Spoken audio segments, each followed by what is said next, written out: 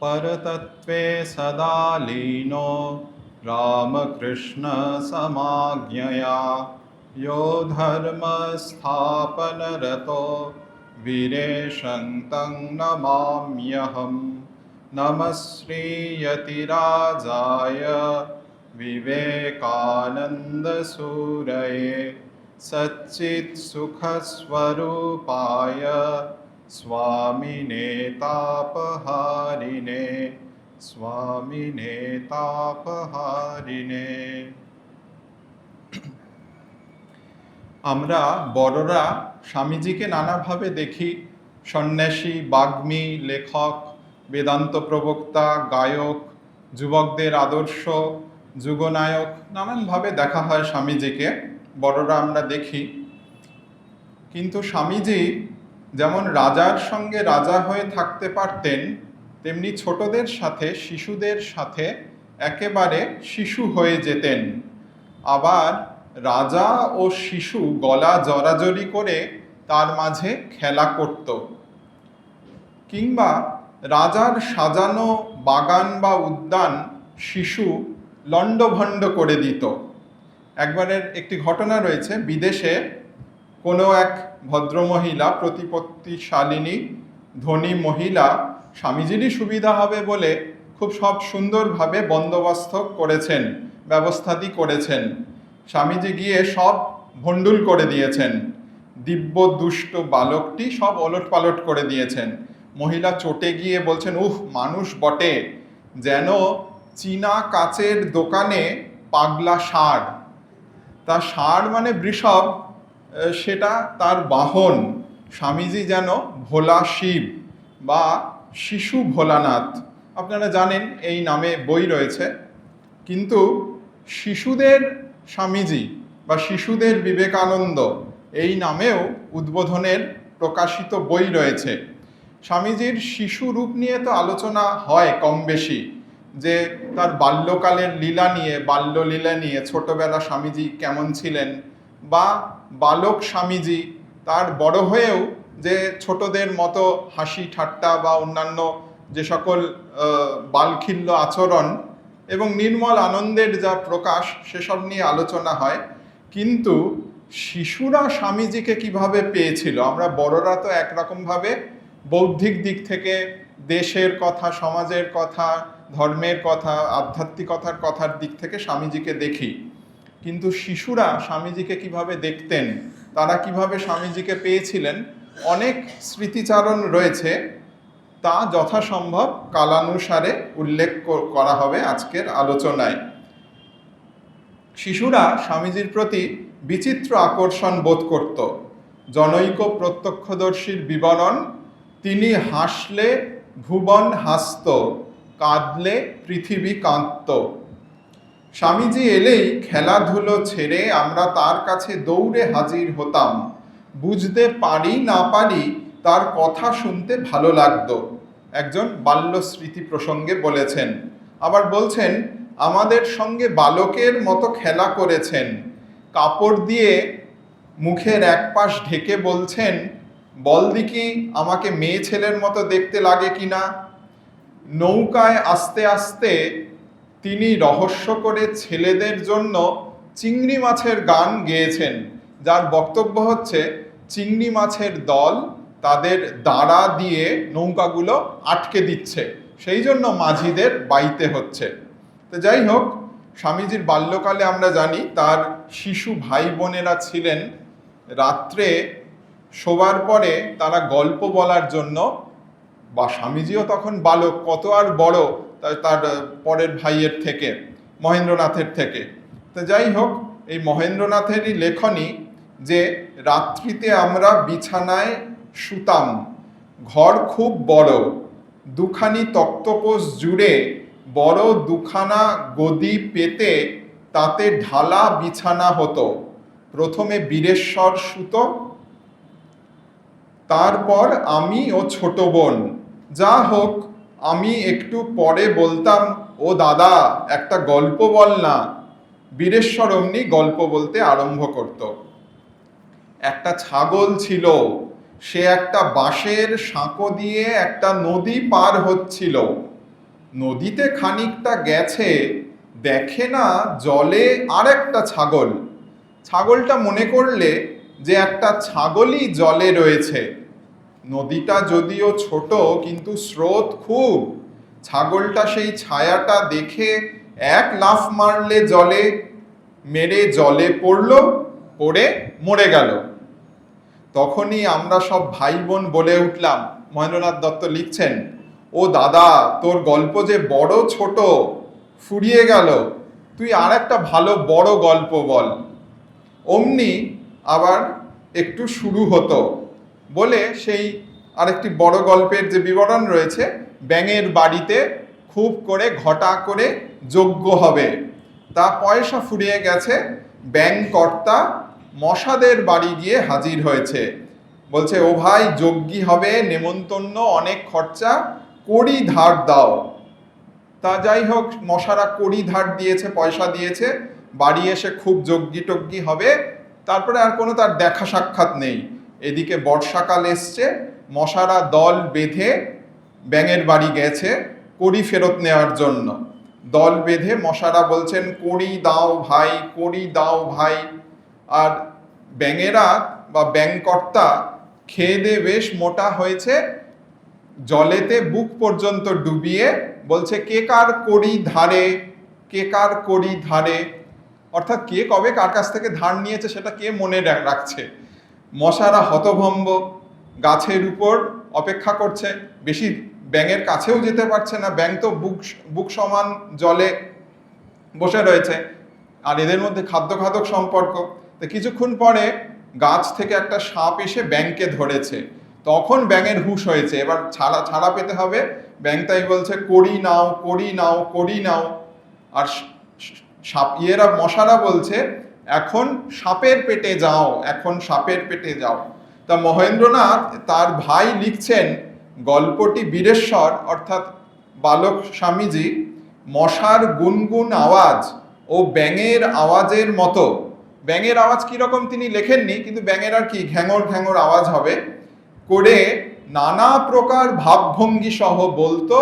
তারপরে একটা অদ্ভুত একটা তার লেখায় রয়েছে, আমরা হাসতাম ও ঘুমিয়ে পড়তাম।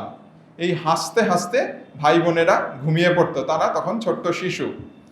এরপর আমরা স্বামীজির পরিব্রাজক জীবনের 4টি চিত্র পেশ করব। শিশুদের মানসপটে বা শিশু সান্নিধ্যে বিবেকানন্দের রূপটি ফুটে উঠবে। মিরাটের ত্রৈলোক্যনাথ ঘোষের বড় মেয়ে পরিব্রাজক বিবেকানন্দের এক টুকরো ছবি উপহার দিয়েছেন। বাবা স্বামীজিদের চেয়ে বয়সে বড়, তাই তিনি বাবার সামনে তামাক খেতেন না।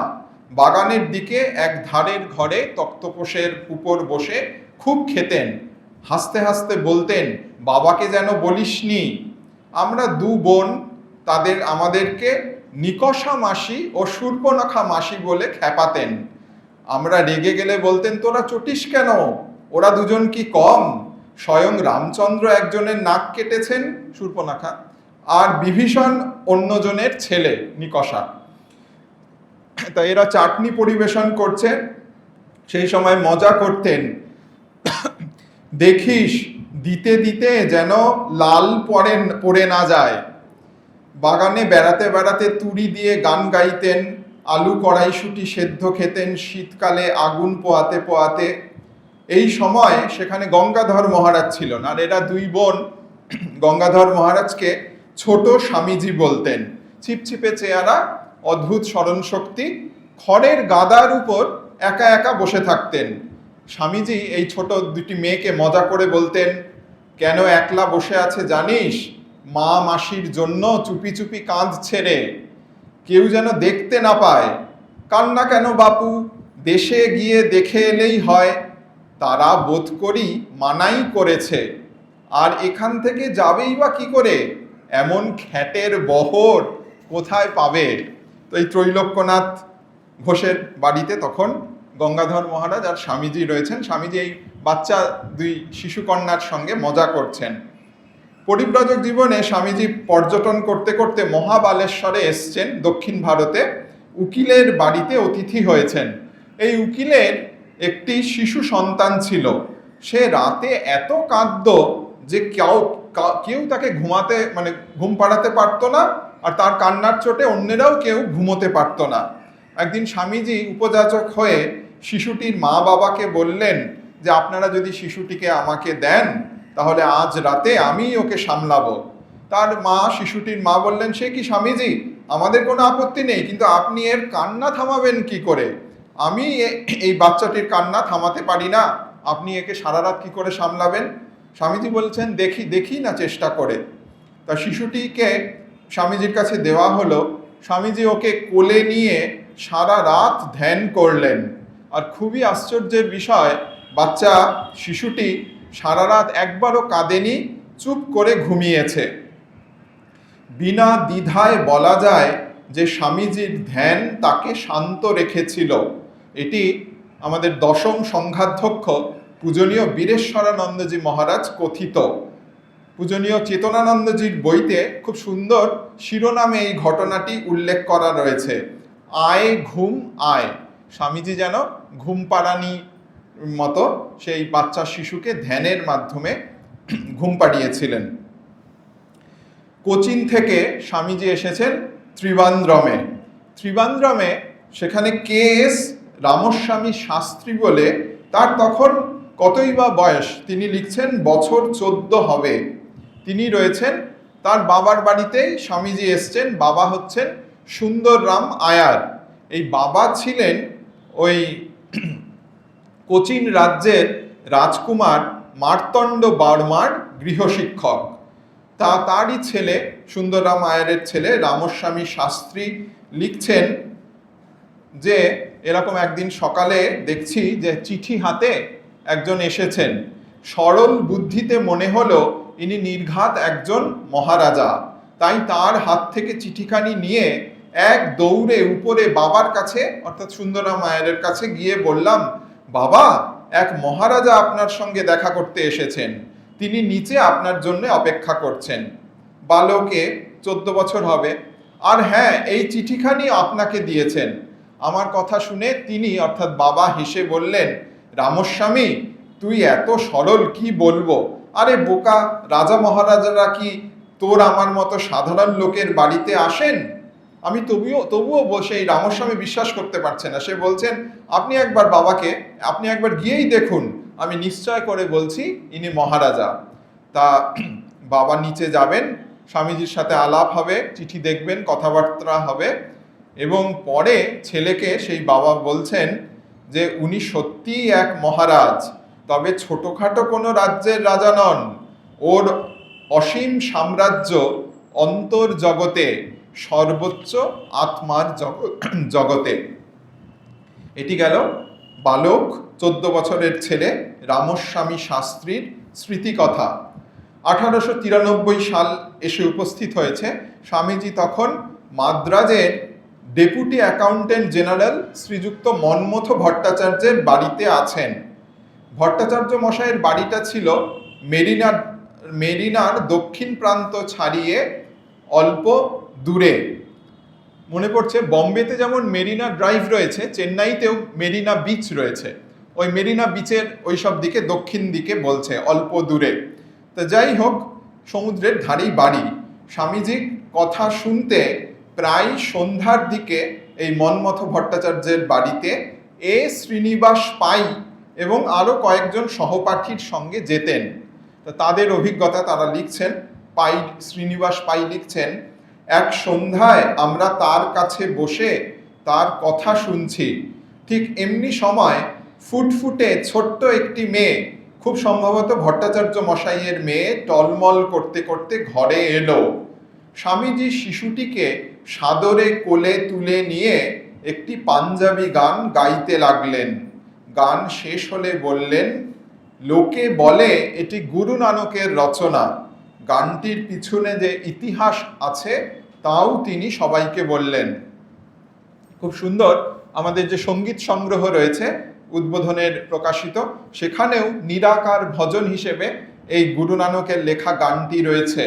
গগনময় থাল রবিচন্দ্র দীপক বনে, তারকা মণ্ডল চমকে মতিরে, ধূপ মলয়া নীল পবন চৌরি করে, सकल बनराई फूलंत ज्योति रे, कैसे आरती हवे भव खंडन तेरी आरती, অনাহত শব্দ বাজন্ত ভেরি রে, ইত্যাদি রয়েছে গানে। আরো 2 লাইন রয়েছে।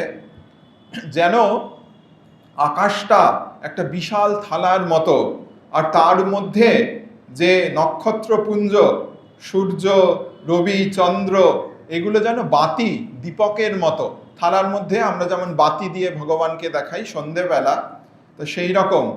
আর কি ধূপ হচ্ছে, ধূপ মানে যে আর কি মানে ধূপকাঠি, সেই ধূপ হচ্ছে মলয় অনিল মানে বায়ু। আর কি এই প্রদীপের আলো বা নিরাজন, এর মাধ্যমে যেন বিরাটের আরতি হচ্ছে, স্নিগ্ধ বাতাস, সুগন্ধি ধূপ ইত্যাদি দিয়ে। এইভাবে আরো কি বলছে, অনাহত শব্দ, যেন ওই আরতির যে ঘণ্টা, ভেরি বা অনাহত শব্দ যেন আরতির যে সঙ্গত। মনে পড়ছে, একটু বলি, শরীর মহারাজের শরীর চলে গেছে। একজন মহারাজ, তিনি আমাদের বেলুড় মঠে ছিলেন। কোথায় ছিলেন বলছি না, তা কোন ডিপার্টমেন্টে ছিলেন, তা উনি আগে এখন তো শরীর চলে গেছে, অনেক দিন আগের ঘটনা। তা একদিন জিজ্ঞাসা করা হয়েছিল যে মহারাজ, আপনি তো শুনেছি কাশীতে ছিলেন, তা কাশীতে তো 2টো আশ্রম রয়েছে, অদ্বৈত আশ্রম আর বারাণসী সেবাশ্রম হসপিটাল, তা আপনি কোথায় ছিলেন? বলছেন কেন, তোর কি জানার দরকার? বলছে না না, আমি এমনি জানতে চাইছি আপনি কি করতেন, আমার একটু উৎসাহ ওখানে। যে ওখানে আমি লাইট অ্যান্ড সাউন্ড করতাম। আচ্ছা, লাইট অ্যান্ড সাউন্ড, সেটার মানে কি? মানে উনি পূজারী ছিলেন, ঠাকুরকে আরতি করতেন লাইট দিয়ে আর ঘন্টা দিয়ে সাউন্ড।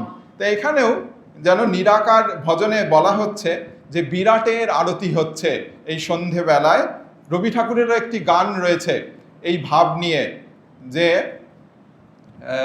এরকম এই ভাবের, ঠিক এই ভাব নিয়েই একটি গান রয়েছে, এই মুহূর্তে মনে পড়ছে না। তো যাই হোক, হ্যাঁ, না ওইটি নয়, ওই গানটি হচ্ছে, তাহারে আরতি করে চন্দ্র তপন, দেব মানব বন্দে চরণ, আশীন সেই বিশ্ব শরণ, তারই জগত মন্দিরে। এই জগৎটা তার মন্দির, তাকে আরতি করছে চন্দ্র, চাঁদ আর রবি, মানে তপন। তা যাই হোক, ভারত পথিক বিবেকানন্দ হয়েছেন বিশ্বপথিক, পাড়ি দিয়েছেন আমেরিকা। কিন্তু শিশুদের বিবেকানন্দ, যেটি আজকের আলোচ্য, সেটি তখনও অমলিন থেকে গেছে। আমরা জানি যে চিকাগোতে এসে স্বামীজি বেশ কয়েকটি, নিজেই চিঠিতে লিখছেন, এখানে আমাকে অসম্ভবের সঙ্গে যুদ্ধ করতে হচ্ছে।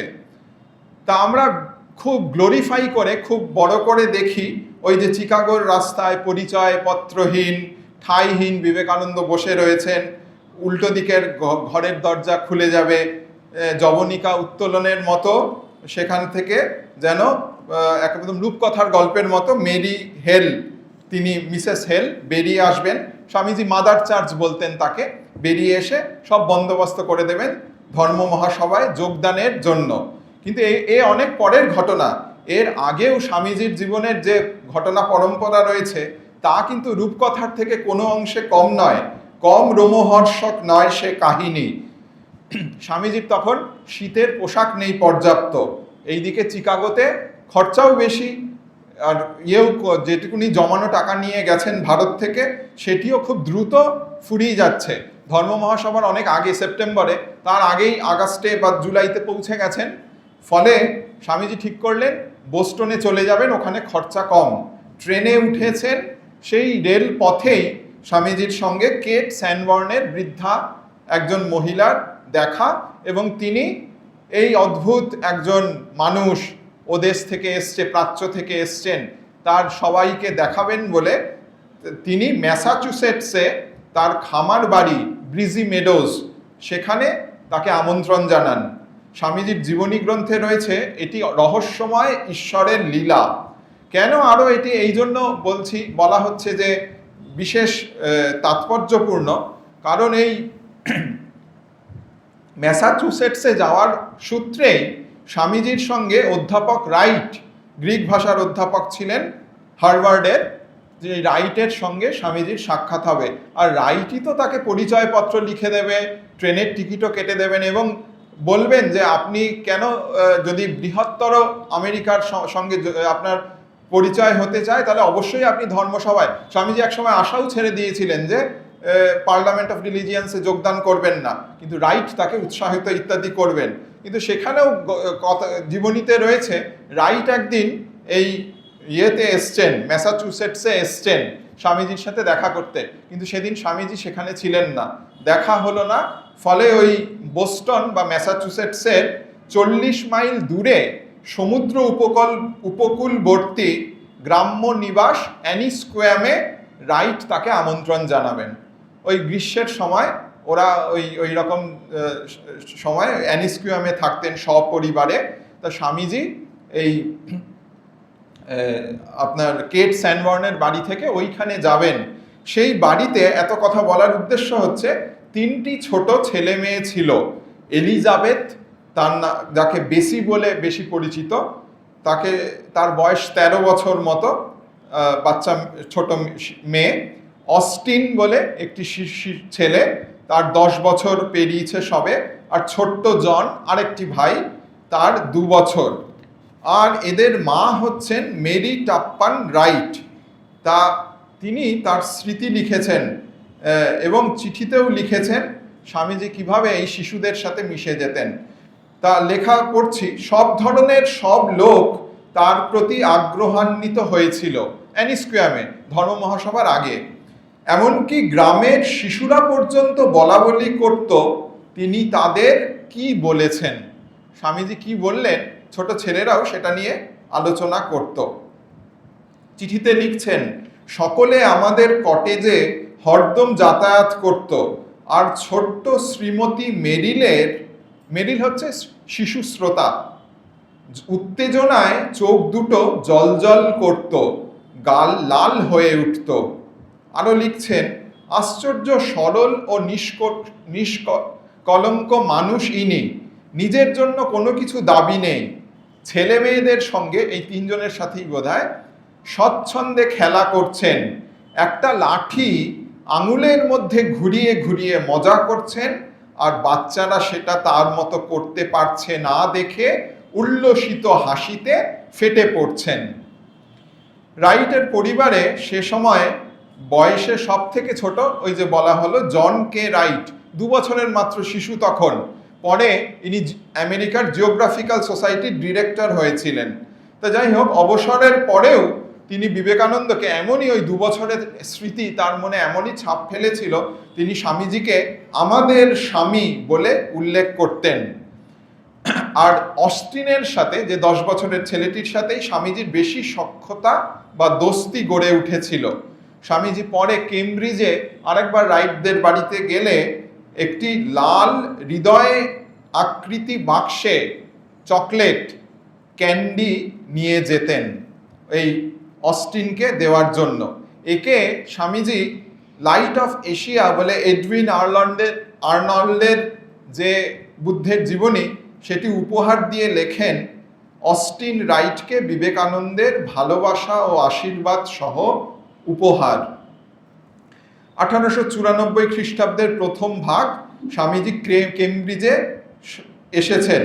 তা সকালে রাইট এসে দেখছেন বৈঠকখানায় পর্দা টাঙানো, তার উপর লম্বা লম্বা রঙিন কাপড়ের টুকরো ঝুলছে। স্বামীজি অনেক রাতে কোথাও বক্তৃতা দিয়ে ফিরে এসে দূর থেকে কৌচে সোফাতে আশ্রয় নিয়েছেন, আর তার আব্রু রক্ষার জন্যেই এই পর্দা ব্যবস্থা। একটি বালকের কাছে দৃশ্য অভাবনীয়, আর সেই উজ্জ্বল রঙিন উষ্ণিসের পাগড়ির রেশমি টুকরোগুলি তাদের বৈঠকখানা ঘরকে এক আশ্চর্য রোমান্টিক চেহারা দিয়েছে। সেটা যেন স্বামীজির মতোই কোনো সুদূর স্থানের আঘ্রাণ বহন করে এনেছে। সেই ঘটনা তার মনের উপর এমন ছাপ রেখেছিল যে পরে তার মেয়ের কাছে তিনি গল্প করেছিলেন। তার মেয়ের কাছ থেকেই আমি শুনেছি কাহিনীটা, জানিয়েছেন মেরি লুই বার্ক, স্বামীজির নিউ ডিসকভারিজের লেখিকা। তো এইগুলো ধর্মসভার আগের ঘটনা। বস্টন ও অ্যানিস্কুয়ামের বা কেমব্রিজ অবশ্য পরের ঘটনা, যেটি লাস্টে বলা হলো, ওই পাগড়ির রঙিন কাপড় দিয়ে স্বামীজি পর্দা রেখেছিলেন। তো যাই হোক, যখন ধর্ম মহাসভার আগে আরও একটি চিত্র রয়েছে, স্বামীজি সালেমে গেছিলেন। সালেমও আমেরিকার একটি জায়গা, সেখানে কেটি তান্নাত উডসের আতিথ্য গ্রহণ করেছিলেন। এই উডসের বয়স, শ্রীমতী উডসের বয়স তখন 58। তার পুত্রবধূ নিজের শাশুড়ির সম্পর্কে অনেক পরে চিঠিতে লেখেন, তার কিছু বই, ওই শ্রীমতী উডসের কিছু বই শিশুদের জন্য রচিত।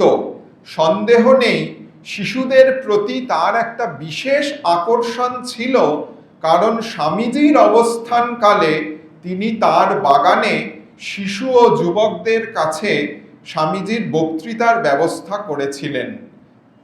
তা ওই স্বামীজি তো বলবেন যে 11ই সেপ্টেম্বর যে হে আমার আমেরিকাবাসী ভগিনী ও ভাতৃবৃন্দ, কিন্তু তার আগেই দেখি তিনি এই শিশুদের বা যুবকদের সঙ্গে সত্যিকারের সখ্যতা বা ওই ভাতৃভগিনীর সম্পর্ক গড়ে তুলছেন। এবং নিউজ পেপার রিপোর্টে 29শে আগস্ট ওই সালেমে যে শিশুদের কাছে বক্তৃতা দেন, সেটি সালেম ইভিনিং নিউজে প্রকাশিত হয়েছিল। বিবরণ রয়েছে, গত মঙ্গলবার শিশুদের কাছে খেলাধুলা, বিদ্যালয় এবং ভারতের শিশুদের আচরণ সংক্রান্ত তার বক্তৃতা অত্যন্ত মূল্যবান ও আকর্ষণীয় হয়েছিল, এরকম নিউজ পেপার রিপোর্টে বেরোয়।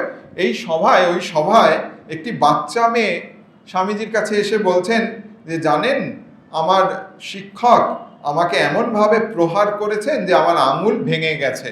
স্বামীজি খুব কষ্ট পেয়েছিলেন, দয়ার্দ্র চিত্তে বলেছিলেন, ভারতের স্কুলে এই রকম নির্মম শারীরিক শাস্তি নেই। আমেরিকার আরও দুটো চিত্র তুলে ধরা যাক। যখন চিকাগো ধর্ম সভা চলছে, তখন স্বামীজি জন বি লায়ন তাদের বাড়িতে আতিথ্য গ্রহণ করেন, সেই গৃহে রয়েছেন। তাদের নাতনি কর্নেলিয়া কঙ্গার তখন 6 বছরের কন্যা, কিন্তু স্বামীজির স্মৃতি অমলিন ছিল। অনেক পরে 84 বছর বয়সে যখন প্রায় বৃদ্ধা তিনি, তখন ওই শিকাগো বেদান্ত সোসাইটিতে তাকে ডাকা হয়েছিল স্বামীজির স্মৃতিচারণ করতে। তিনি বলেছিলেন, সে এক স্মৃতি যা আমি কোনোদিনও ভুলিনি, তার মতো আমি আর দ্বিতীয় কাউকে দেখিনি। বাচ্চা বয়সে, 6 বছর বয়সে, ওই 262 মিশিগান এভিনিউতে বিবেকানন্দ তাদের বাড়িতে অতিথি হয়েছিল। সে সম্পর্কে তার স্মৃতি একদম অমলিন ছিল। লিখেছেন বা বলেছেন, মনে আছে তার সেই উজ্জ্বল চোখ দুটি, ঈষৎ আইরিশ উচ্চারণ সহ মনোমুগ্ধকর কণ্ঠ, সপ্রাণ হাসি।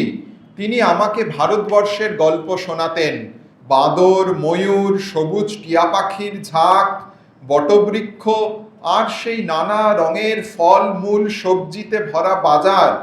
আমার মনে হতো যেন পরীর দেশের গল্প শুনছি। কিন্তু এখন যখন ভারতে মাইলের পর মাইল রাস্তা পরিভ্রমণ করি, তখন বুঝতে পারি যে তিনি শৈশবের স্মৃতি দৃশ্যগুলো স্রেফ বর্ণনা করতেন। তো যাই হোক, স্বামীজির কোলেও অনেক সময় চড়ে বসতেন এই কর্নেলিয়া কঙ্গার। স্বামীজি অন্য একটা গল্প বলুন। স্বামীজিও দূর প্রবাসে এই অচেনা দেশের শিশুর ভালোবাসা ও উৎসাহে তৃপ্তি লাভ করতেন। তবে ব্যতিক্রমও ছিল, এই শিশুরা তো খুব অনুভূতিপ্রবণ হয়। এই শিশুই, মানে কর্নেলিয়া কঙ্গার পরে লিখছেন ওই স্মৃতিকথাতে, যে তার কাছে ছুটে গিয়ে কখনো কখনো বুঝতে পারতাম তিনি ধ্যানমগ্ন, এ সময় তাকে বিরক্তি করি তা তিনি চাইবেন না। স্বামীজি তার স্কুলের পড়াশোনার সম্পর্কে প্রশ্ন করতেন, আমার বই খাতাও দেখাতে হতো তাকে। ম্যাপে তিনি ভারতের অবস্থান আমাকে দেখিয়েছিলেন, আমার মনে আছে লাল রঙের। আগেকার ম্যাপ বা গ্লোবে বিভিন্ন দেশ বিভিন্ন রঙের দিয়ে চিহ্নিত করা হতো, তা তার মনে আছে লাল রঙের ভারতবর্ষ স্বামীজি ম্যাপে তাকে দেখিয়েছিলেন। আর এই মেয়ের যে দিদিমা, তিনি মহিলা হাসপাতালের সভানেত্রী ছিলেন। স্বামীজি একবার গেছিলেন তা দেখতে এবং সেখানে শিশু মৃত্যুর হার প্রভৃতির বিষয়ে প্রশ্ন করেছিলেন। আর কি পাগড়ি সম্পর্কে, স্বামীজির যে মাথার পাগড়ি উষ্ণিস, সেই সম্পর্কে ভারী কৌতূহল। আমার কাছে সেটা একটা মজার টুপি, বিশেষ করে যেহেতু সেটা খুলে আবার বাঁধতে হতো। আমি তাকে মাথা ঘিরে ওটি বাঁধার কৌশল দেখাবার জন্য, কিভাবে পাগড়ি বাঁধেন স্বামীজি, সেটি দেখাবার জন্য বারবার বলতাম। এরপর পার্লামেন্ট হয়ে যাওয়ার পরে 541 ডিয়ারবর্ন এভিনিউ, চিকাগোর হেল পরিবারে স্বামীজি উঠেছিলেন লায়নদের বাড়ি ছেড়ে, এবং কখনো কখনো চিঠিতে লিখেছেন এটি আমার হেড অফিস চিকাগোর। চার্ল হেল ভগিনী ছিলেন, আমরা জানি সেসব ঘটনা। তো যাই হোক, সেখানে এই লিঙ্কন পার্ক বলে একটি পার্ক বা একটি খোলা জায়গা ছিল কাছেই, 2-3টে বাড়ির পরে। সেই বাড়ি থেকে স্বামীজি খোলা রোদ ও হাওয়ায় বসার জন্য মাঝে মধ্যে পার্কে যেতেন। আর এক মা তার 2 বছরের মেয়েকে নিয়ে বাজারে যেতে হতো। এরকম 1-2 দিন দেখেছেন যে হিন্দু সন্ন্যাসী, তার মনে হয়েছে ইনি দয়ালু এবং বিশ্বাসযোগ্য, ফলে সেই শিশুটিকে স্বামীজির কাছে ছেড়ে দিয়ে তার তত্ত্বাবধানে রেখে সেইখান থেকে তিনি বাজার করতে যেতেন। আবার ফেরার পথে স্বামীজির কাছ থেকে সেই শিশুটিকে, তরুণী মা 2 বছরের বালিকাকে নিয়ে আবার বাড়ি ফিরতেন। এরপর অনেক বছর কেটেছে, স্বামীজিরও খ্যাতি ছড়িয়েছে আর শিশুটিও বড় হয়েছে। তো স্বামীজির খ্যাতির ফলে মেয়েটির যখন বয়স 15-16 বছর বয়স, তখন তার ওই মা একদিন স্বামীজির একটি ছবি দেখতে পেয়ে একে জিজ্ঞাসা করেন যে তোর এই বন্ধুটিকে মনে পড়ে? ওই পার্কে স্বামীজির কাছে রেখে যেতেন তাকে। মেয়েটি কিন্তু স্বামীজিকে চিনতে পারেন যে 2 বছরের অবস্থায় স্বামীজির সঙ্গ পেয়েছেন, কিন্তু একবার যে তার সান্নিধ্য পেয়েছে সে তাকে সহজে ভুলতে পারে না। আমরা এদেশের শিশুদের বিবেকানন্দ প্রসঙ্গে ফিরে আসি। প্রিয়বালা দেবীর স্মৃতিকথা। 1885-তে প্রিয়বালা দেবীর জন্ম, বইতেই রয়েছে। 1897 স্বামীজি তখন বিদেশ থেকে ফিরে আসছেন প্রথমবার এদেশে। তিনি তখন 12 বর্ষী বালিকা, তবে জমিদার বাড়ির নতুন বউ। তা তিনি তার স্মৃতিকণিকা সেখানে লিখছেন, আমরা তখন পাইক পাড়ার মস্ত এক বাড়িতে থাকি। পাড়ায় হৈ হৈ চলছে, শোনা গেল স্বামী বিবেকানন্দ আসছেন। স্বামীজি কিছুদিন আগে আমেরিকা থেকে বিশ্বজয় করে ফিরেছেন। শোনা গেল তিনি নৌকায় আহিরিটোলা ঘাটে এসে নামবেন এবং সেখান থেকে বাগবাজারে শ্রী শ্রী মাকে প্রণাম করতে যাবেন। বাড়ির সবাই হাজির হয়েছে আহিরিটোলা ঘাটে। নতুন বউ হলেও বড়দের সঙ্গে আমিও গিয়েছি। ঘাটে বহু লোক দাঁড়িয়ে রয়েছে, আছেন 2-1 সাধুও। দূরে একটি নৌকা দেখা গেল, ইত্যাদি বিবরণ রয়েছে। ধীরে ধীরে নৌকা এসে ঘাটে লাগলো। দেখলাম কি অপূর্ব সুন্দর তার আকৃতি, অঙ্গে গেরুয়া বসন, মাথায় গেরুয়া পাগড়ি, আগুনের মতো গায়ের রং। শুধু এইটুকুই আমার স্মৃতিতে উজ্জ্বল হয়ে রয়েছে। অপর একটি চিত্র, স্বামীজি তখন বলরাম বসুর বাড়িতে রয়েছেন। একটি 15-16 বছরের ছেলে দোতলায় তার সঙ্গে দেখা করতে এসেছেন। ছেলেটির খুব পরিষ্কার পরিচ্ছন্ন কাপড় চোপড়। তো যাই হোক, স্বামীজিকে প্রণাম করে মাটিতে, শ্রদ্ধা বসে হোক বা ভয়ে সংকোচ বসেই হোক, মাটিতে বসতে গেছেন। স্বামীজি সেই বালককে বা 15-16 বছরের কিশোরকে বলছেন, কাপড়টা নোংরা করছিস কেন? উপরে উঠে বস। জানিস না cleanliness is next to godliness?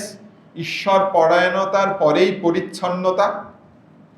আরেকবার, এটি অনেক পরের ঘটনা, দেওঘরের স্বামীজি দেখেন একটি বালকের জুতোর যে ফিতে সেটি বাঁধা নেই। স্বামীজি নিজেই এগিয়ে গিয়ে হাঁটু গেড়ে বসে জুতোর লেস যেটি ফিতে বেঁধে দিয়ে বলেছিলেন, বি স্মার্ট মাই বয়। এই ঘটনাটি বোধহয় দেওঘরে হয়েছিল, পরে ইনি অধ্যাপক হয়ে স্মৃতিচারণ করেছেন। যাই হোক, কথামৃতে ঈশানচন্দ্র মুখোপাধ্যায়ের নাতি নরেশচন্দ্র, তার স্মৃতিকথা রয়েছে। কৈলাস খাবারওয়ালা নানা রকমারি খাবার ঝুড়ি ভরে রোজ বাড়িতে আনতো।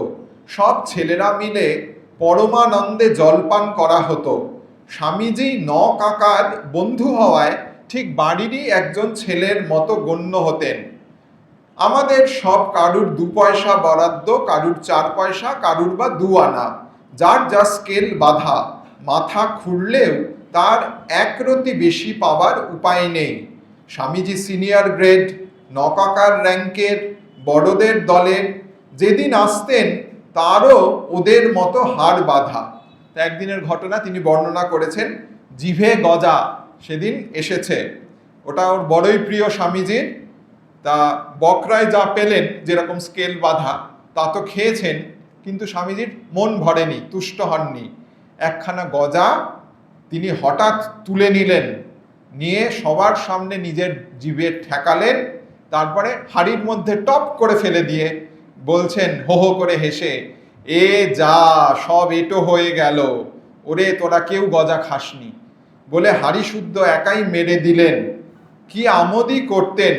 আমাদের সঙ্গে ছোটদের দলে ঘুরিও ওড়াতেন, ছুটোছুটি, লুটোপুটি, গলদঘর্ম। আবার একদিন ঘুড়ি টুড়ি সব টুকরো টুকরো করে ছিঁড়ে ফেলে দিতেন। কেউ কেউ কেঁদে ফেলতো তাই দেখে। স্মৃতিকথায় তিনি লিখেছেন, নরেশচন্দ্র। কান্নার আরেকটি চিত্র রয়েছে বলরাম ভবনের বাড়ির ভিতরের ঘটনা। স্বামীজি দালানে খেয়ে বাইরে সিঁড়ির পাশের ঘরে এসে বসেছেন। বাড়ির সামনে ছেলেরা সেখানে তার সামনে দাঁড়িয়ে রয়েছে। বাড়িতে একটি মেয়ে ছিল, বিশ্বেশ্বরী, ছোট মেয়ে। স্বামীজির সামনে এসে হঠাৎ বাচ্চার খেয়াল হয়েছে মেয়েটির দাঁড়িয়েছে, আর স্বামীজি তার দিকে ভ্যাকেন্ট লুক, শূন্য দৃষ্টিতে চেয়ে রয়েছেন। এরকম 2-4 সেকেন্ড পরেই সে কাঁদতে কাঁদতে সেখান থেকে চলে যায় মেয়েটি। সবাই জিজ্ঞাসা করছে, কি রে, কি হলো, কাঁদছিস কেন?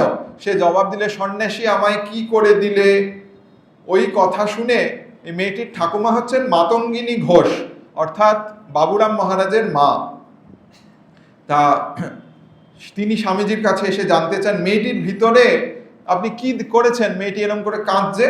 স্বামীজি বলছেন যে ওর ভিতর আমি জগদম্বার আবির্ভাব দেখেছিলাম, খুব ভালো আধার।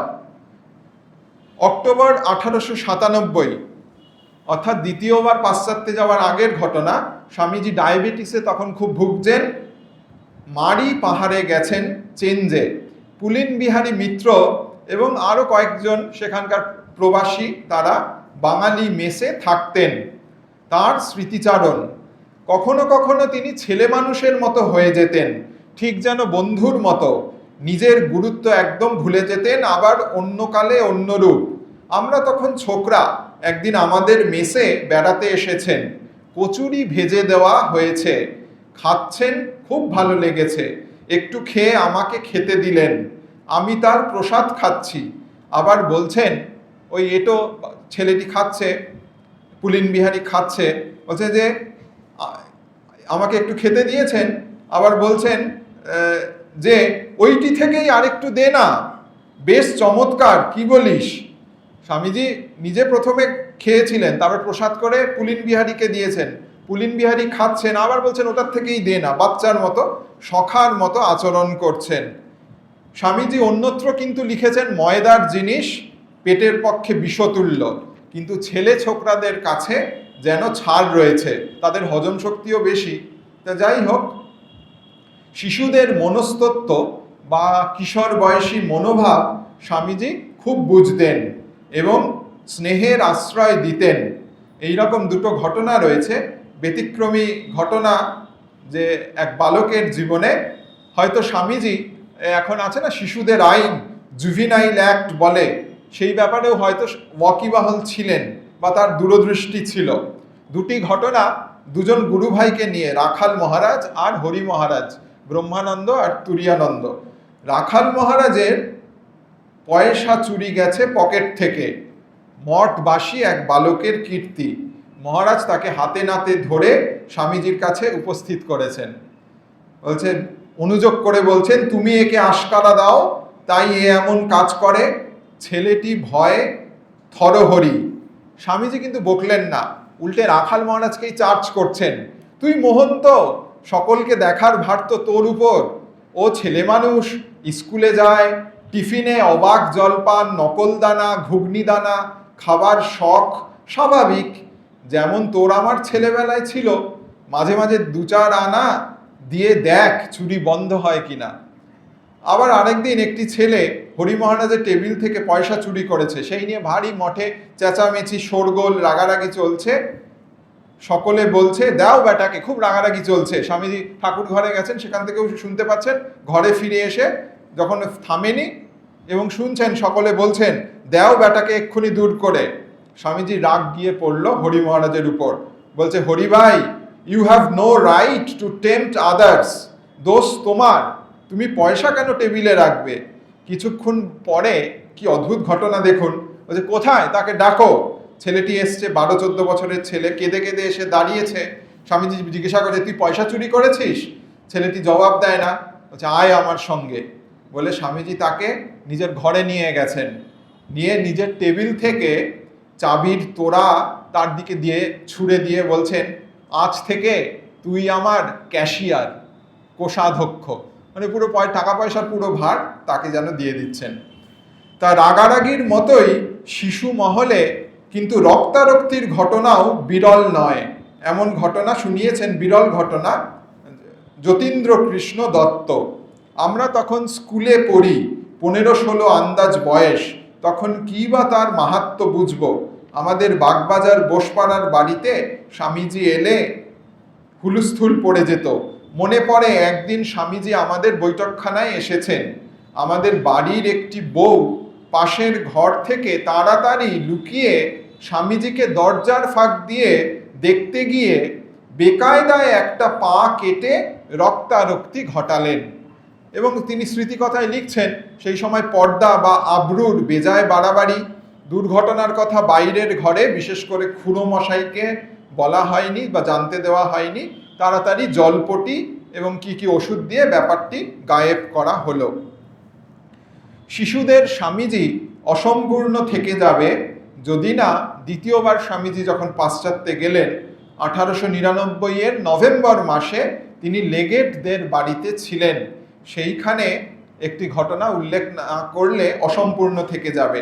লেগেটরা খুব ধনী, তাদের নিজস্ব একটি গলফ কোর্স ছিল, মাঝারি আকারের এবং বিভিন্ন ধরনের মাঠের বিস্তৃতি অনুসারে বিভিন্ন ধরনের গলফ কোর্স হয়। এটি 9 হোল গলফ কোর্স, 9 গর্তের কোর্স, পরিপাটি দিয়ে সাজানো, সুন্দর, এবং বড় বড় খেলোয়াড়রাও সেখানে আসতেন। স্বামীজি একদিন মাঠে বেড়াচ্ছেন এবং সেখানে হঠাৎ করে দেখছেন যে হলিস্টার, হল বলে সবাই ডাকতো তাকে, মিসেস লেগেটের পুত্র, ছেলে, সেইখানে গলফ মাঠে বেড়াচ্ছে। স্বামীজি তাকে জিজ্ঞাসা করছেন, আচ্ছা ওই যে পতাকার মতো পতপত করে উঠছে ওটা কি?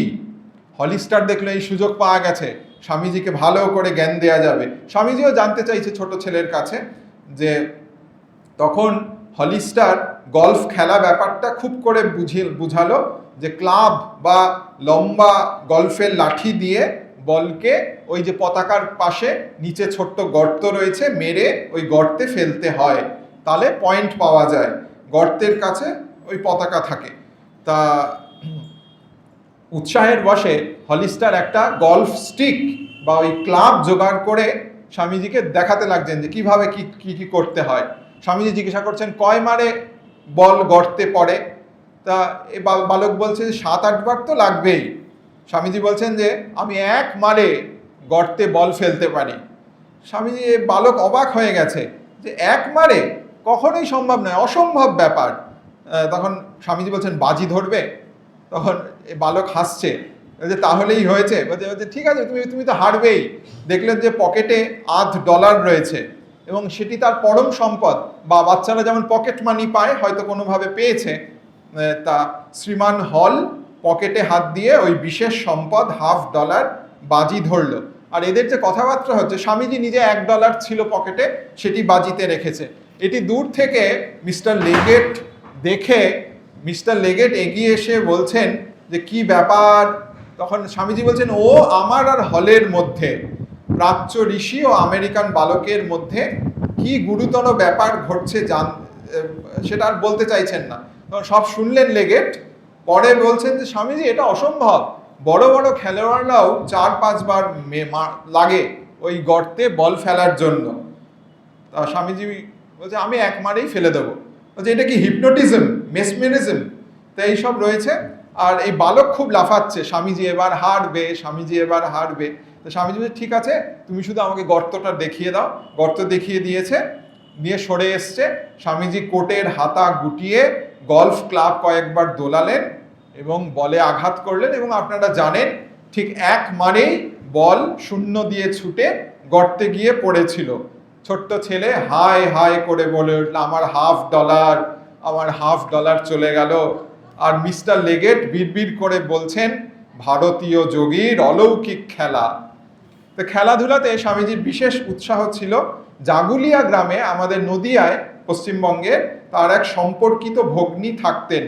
সেখানে পুকুরে সবাই ছোট ছেলেমেয়েরা সাঁতার কাটছেন, আর স্বামীজি, স্মৃতিকথায় রয়েছে, সহাস্য আননে হাসি মুখে প্রদীপ্ত মুখশোভা নিয়ে দাঁড়িয়ে সকলকে উৎসাহ দিচ্ছেন।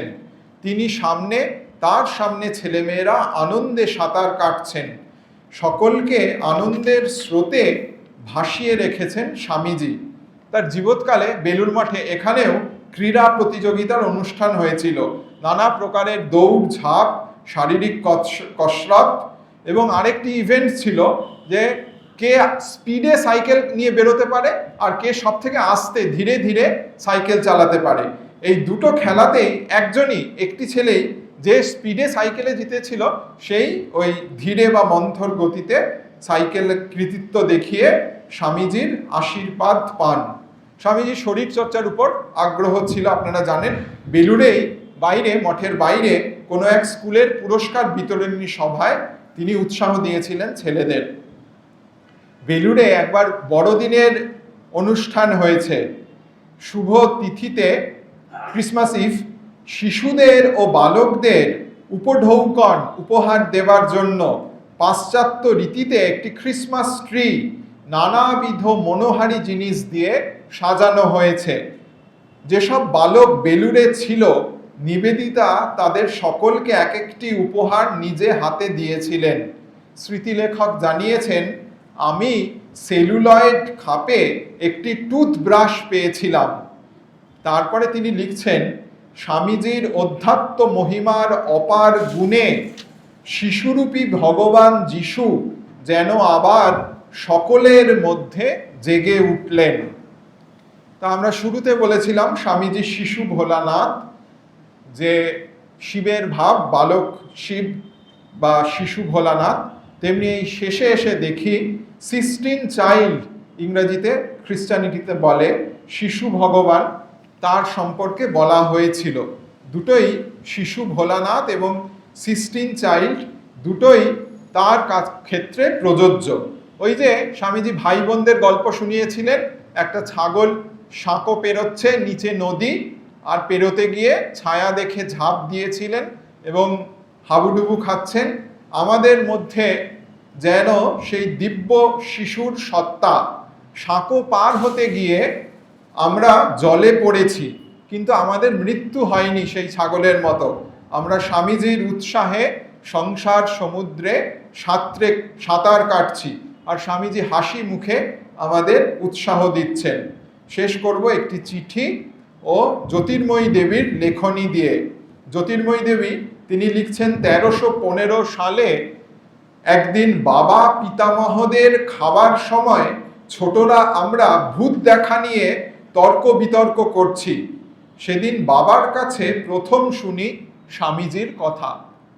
তিনি কোনো কোনো সময় অশরীরীর দেখা পেয়েছিলেন। ছোটবেলার কৌতূহল মিটে গিয়েছিল, স্বামীজির আর কোনো কথাই শুনতে আগ্রহ হয়নি। খাবার টেবিলে ভূতের আলোচনা প্রসঙ্গে স্বামীজির প্রথম কথা শুনেছিলেন এই জ্যোতির্ময়ী দেবী।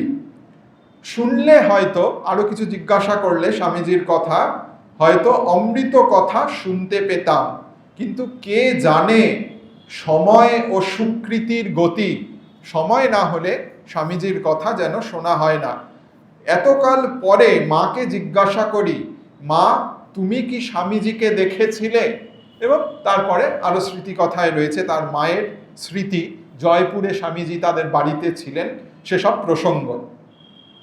স্বামীজি একটি চিঠিতে ওই অধ্যাপককে, রাইটকে লিখছেন, তার সেই চিঠির সঙ্গে আরেকটি ছোট চিঠি যোগ করেছেন তার ছেলে মেয়েদের উদ্দেশ্যে।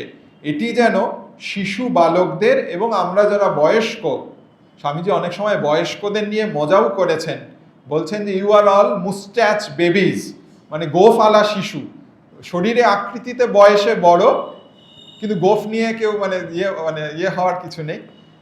স্বামীজি ওরমভাবে তার পাশে এদেশের ওই আলাসিঙ্গা এদের মাদ্রাজির শিষ্যদের উদ্বুদ্ধ করছেন, তোমাদের বয়স বেড়েছে কিন্তু কার্যকরী বুদ্ধি এখনো আসেনি। তো যাই হোক, এই যে পত্র যেটি অধ্যাপককে লিখছেন, সেখানে তিনি তার ছেলে মেয়েদের উদ্দেশ্যেও লিখছেন। এটি দিয়ে আমরা শেষ করব আজকের শিশুদের বিবেকানন্দ। লিখছেন, প্রিয় বাছারা, পিতামাতার চেয়েও তিনি তোমাদের নিকটতর। তোমরা ফুলের মতো পবিত্র নির্মল, সেভাবেই থাকো, তাহলেই তিনি নিজেকে প্রকাশ করবেন তোমাদের কাছে। বাছা অস্টিন, যখন তুমি খেলা করো তখন তোমার সঙ্গে খেলে যান আর এক খেলুড়ে, যার থেকে আর কেউ তোমাকে বেশি ভালোবাসেন না। আহা, কি যে মজায় ভরা তিনি, খেলা বই তিনি নেই। কখনো মস্ত মস্ত গোলা নিয়ে তিনি খেলা করেন, যেগুলোকে আমরা বলি পৃথিবী বা সূর্য। কখনো খেলেন তোমারই মতো ছোট ছেলের সঙ্গে, হেসে হেসে খেলে যান কত রকমের খেলা। খেলিছ এ বিশ্বলয়ে বিরাট ও শিশু আনো মনে, সেই ভাবেরই যেন চিঠিতে দেখি। যাই হোক, তারপরে স্বামীজি লিখছেন, এটি শেষের লাস্ট লাইন চিঠির, তাকে খুঁজে নিয়ে খেলতে পারলে কেমন মজা, একবার সেটি ভেবে দেখো। তাকে খুঁজে নিয়ে খেলতে পারলে এই খেলার মধ্যে আমরা মজা খুঁজে পাব। এই গেল আজকে আমাদের স্বামীজির কথায় শিশুদের স্বামী বিবেকানন্দকে নিয়ে কিছু স্মরণ মনন। ওম শান্তি শান্তি শান্তি। হরি ওম তৎসৎ। শ্রীরামকৃষ্ণার্পণমস্তু।